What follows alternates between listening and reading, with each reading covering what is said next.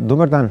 V medijski hiši Delo smo tudi letos ob letošnjih olimpijskih igrah pripravili tradicionalno prilogo, v kateri poskušamo bralcem čim bolj približati dogajanje, ki bo aktualno v naslednjih 14 dneh na Kitajskem.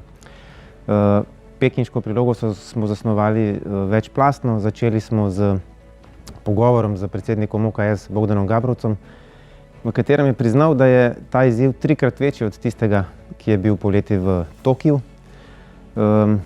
Zadeva je zelo preprosta. Na Kitajskem je še bolj zaostren režim proti covidni kot na Japonskem, tako da športnike čaka kar zanimiva izkušnja.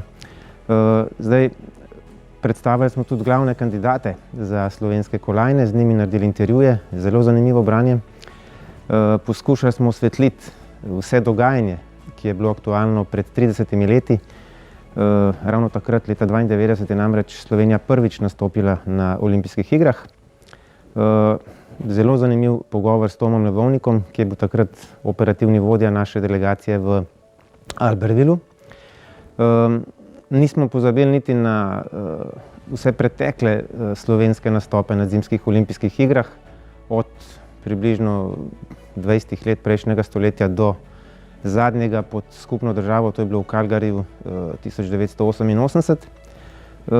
Smo pa tudi prikazali, kako zdaj poteka priprave na te igre in kaj lahko naši pričakujejo na Kitajskem. Naša dopisnica Zorana Bakovič je to zelo privlačno osvetlila in to bi bilo pod črto to, kar lahko preberete v prilogi.